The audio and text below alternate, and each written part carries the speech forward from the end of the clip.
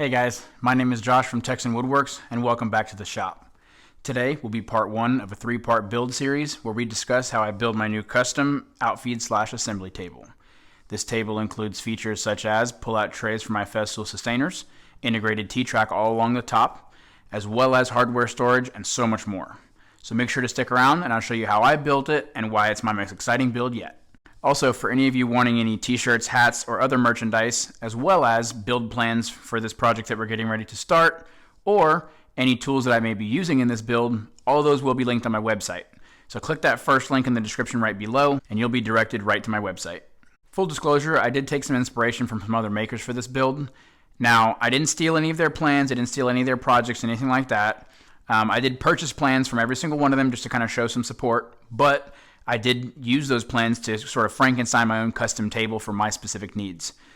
Those makers include John Malecki, Johnny Brook from Crafted Workshop, Taylor from Salt City Workshop, Casey from Sea Reeves Makes, and last but not least, Jason from Bent's Woodworking. I'll make sure to link all of their videos down in the description below, should you want to check out any of those and see kind of where I got my inspiration from.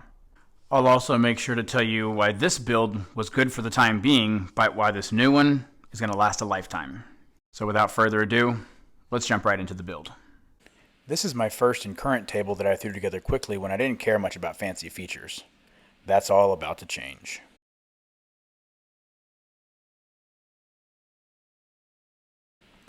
To get this build started off, I'm going to grab some 8/4 hard maple that I've had acclimating in my shop for about a month now.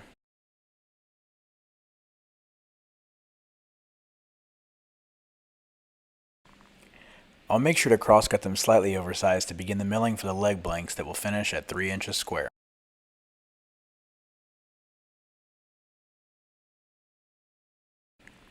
For this process, I'll make sure to utilize the miter saw, jointer, bandsaw, and planer to get them all milled to size for the glue up.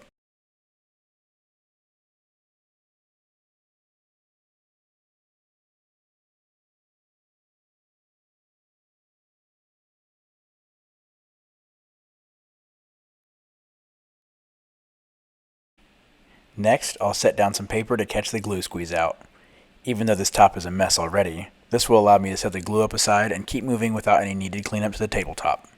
Speaking of cleanup, I always use blue tape on the clamp rails to avoid an annoying mess. If there's one thing I don't want during a glue up of this size, it's a dry spot. I'd rather waste a few drops of this precious Titebond 3 than have a dry glue joint that fails over time, so I make sure to be generous with the glue and spread it evenly.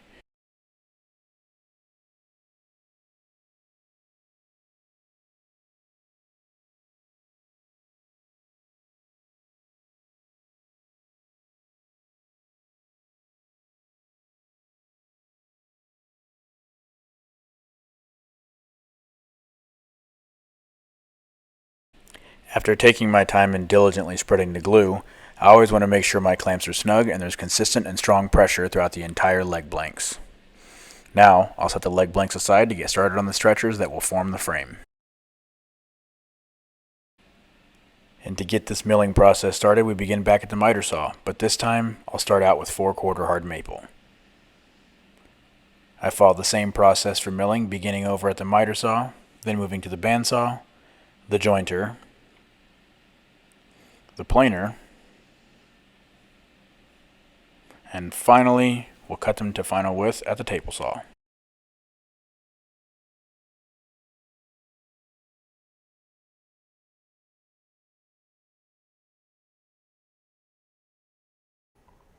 I don't know about you guys, but when I have offcuts this thin, it really makes me feel like a big man when I smash them over my knee. But hey, I know I'm not the only one, so no shame in my game. And after this much hard work, I just can't help but give my favorite Hulk Hogan impression. Cross-cutting to find a length of the miter saw using a stock block is the last step to getting these pieces milled to size. Now that the legs have had plenty of time to dry, I'll extract them from the clamps and clean up the blue tape. Of course, I'm not a complete Neanderthal, so I like to put my clamps away immediately and finish a little shop shoot around. The legs are ready to be made square using the jointer to establish one flat face and edge, and then made parallel at the planer. Here, I'm changing my table saw blade from my CMT crosscut blade to my CMT ripping blade. This will be a much safer and easier way to get these big 3-inch legs ripped down to final width. For those of you unfamiliar with the Sawstop blade change, it's pretty straightforward except for this last part. I'm using this yellow depth gauge to dial in the distance between the blade itself and the blade stop cartridge to ensure the mechanism is going to be able to operate properly should it be engaged. I then use the magnetic back to attach it to my table saw cabinet and get ready to cut some wood.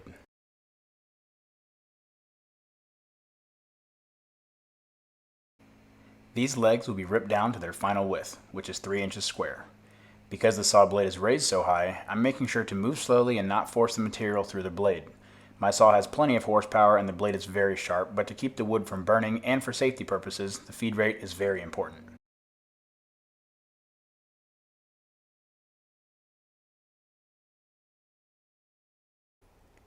For a comparison, this is regular speed. The previous clip was at 4 times normal speed. Even with a saw this powerful and this safe, bad things can still happen. So just keep in mind to go slowly, take your time, and it'll come out perfect. Sanding is something that I think we can all agree sucks, but I do think it's absolutely necessary, even for shop builds. The best part about milling my own lumber for all these parts is that I know they're already super smooth, so all I have to do is hit it with 120 grit and they're perfect in a few passes. It only takes seconds for each part, and since I've spent the time planning this out, it only makes sense to build it right. Speaking of plans, I have worked very hard for a long time creating the design and the overall layout for this table. That being said, if you'd like to build this for yourself, I do have plans available on my website that walk you through each part of the build step by step. The plans include full color cut sheets, supplies list, and pictures that show you alternative ways to assemble this if you have different tools. I also broke it up into sections that should help make this complex build much easier to tackle, even for weekend warriors and those of you with smaller shops like mine. The link for these plans will be in the description below this video. Anyway, that's enough sanding. Let's get back to the build. Next, I'll head over to the router table and add a 1/16 inch roundover to keep the square profile while removing the sharp edge. This is done on all the stretchers as well as all the legs. After some tedious layout, it's time to cut dominoes. I'll cut all of the legs and stretchers to match. Keep in mind, you can also use pocket holes to attach these parts. This Armor Tool pocket hole jig has been a huge upgrade for me and I'm loving how easy it is to use. All you do is set your material in the jig, clamp down using the auto adjust clamp, use the included Allen key to tighten the stop collar on the drill bit, and boom, you're ready to go.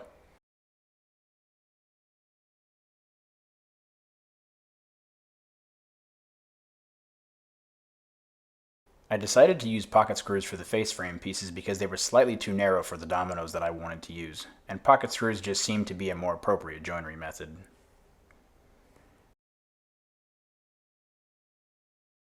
Unfortunately, I did have to get on the floor for the longer face frame piece.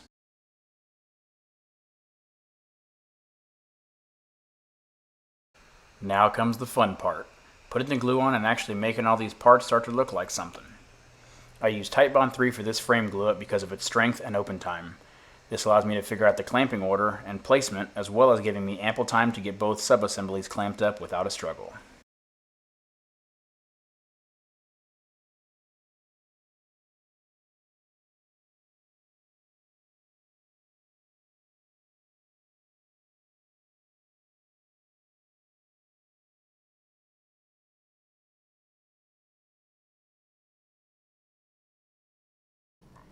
I started by attaching the legs and the shorter stretchers and getting them in clamps ASAP. Alignment for the frame glue up is essential for the rest of the build, so I made sure to take my time with layout and using also a mallet to keep the pieces flush on the top.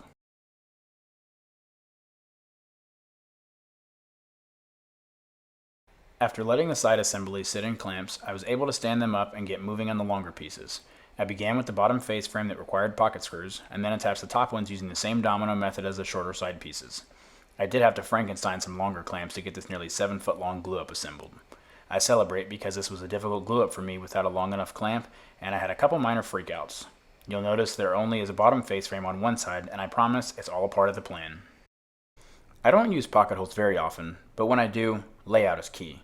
It helps create even pressure to pull the joints flush, it looks much better, and it also helps to avoid overlapping screws if you have multiple panels attaching into the same cross member.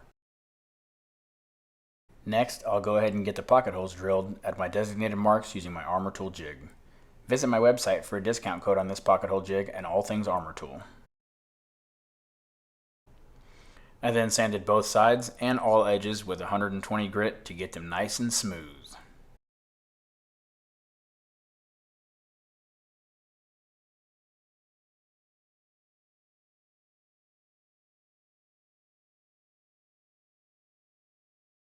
Now that they're all prepped and in place, I went ahead and cut some spacers out of 1/2 inch plywood to keep these panels flush to the top of the legs.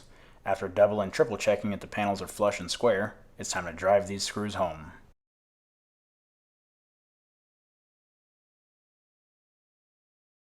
I'll now repeat the same steps for the center divider panel. And that will complete the internal carcass portion of the build. I get to milling some more hard maple for the internal frame over at the bandsaw. My miter station has an integrated stop block which will help to guarantee these parts come out to exact length. Then they'll head over to the jointer and planer to finalize the dimensions of these parts according to my plans.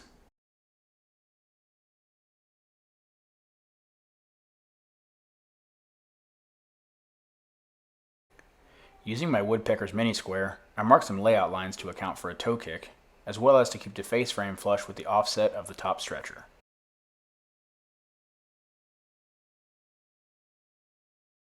After double checking my measurements, I'll use a spacer block from earlier to get the face frame properly elevated.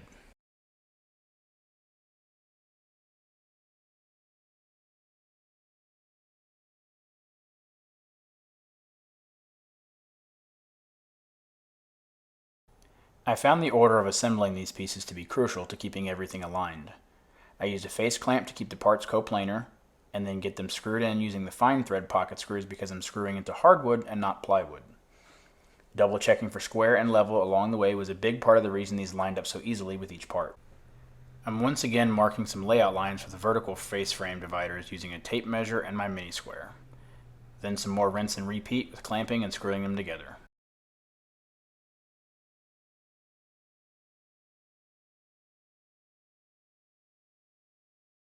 I won't make you sit through another time lapse of pocket screw mayhem while I get these internal frame pieces together, so here's a finished shot of the frame assembled.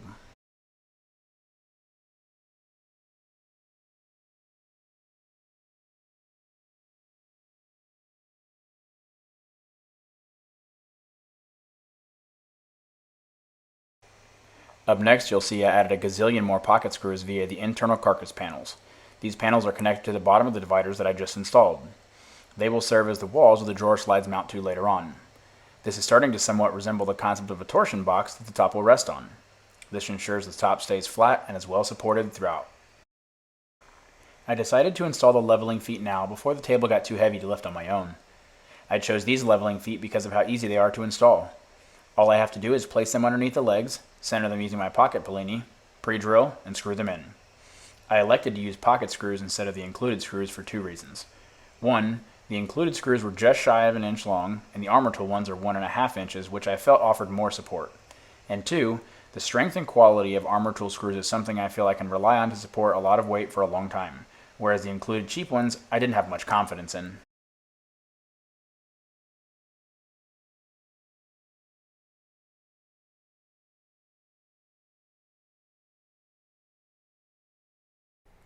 Perpendicular to the leveling feet, I decided to add these Workbench Casters that I've used before and really like.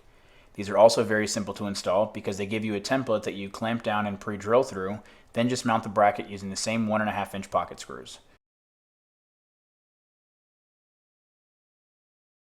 After the bracket is mounted, you'll use the provided bolts, lock nuts, and wrenches to secure the lever and caster to the bracket. Here's a quick example of how easy they are to engage. My favorite part about these casters for a table this big and heavy is the stability you can still expect from not having them engaged. With other tables, when you lock the casters, there's still some play, and the wheels can even get dented over time and no longer operate smoothly. These are completely disengaged when the lever is flipped up so that you can rely on the strength of the table legs to support your project and not the casters, yet they still offer the same mobility when needed. Alright guys, well that's going to do it for part 1 of this series. I'm absolutely loving the way that this has come out. So far we've got the outer carcass, the internal carcass, the internal frame, and the face frame complete. We also have the leveling feet and workbench casters added, and this thing is turning out fantastic. Everything is nice and flush, everything is sanded very smooth, and we have a very solid structure moving forward. So, for those of you that like this and want to check out whenever the next build comes out, make sure to hit that subscribe button right down below. Also, click that bell so that you'll be notified whenever part 2 comes out. For those of you that would like to build this for yourself, plans are available on my website. Make sure to check that first link down in the description below, and you can make sure to grab them for yourself. Also, if you guys want to see step-by-step build videos as I kind of move on throughout the process, make sure to visit my Instagram page, also linked below, Texan_Woodworks. Thank you guys so much for your support. Make sure to go grab a t-shirt, some build plans for yourself, or just slap a like on this video and tell me what you thought down in the comments below. Thank y'all. Can't wait to get started on part 2.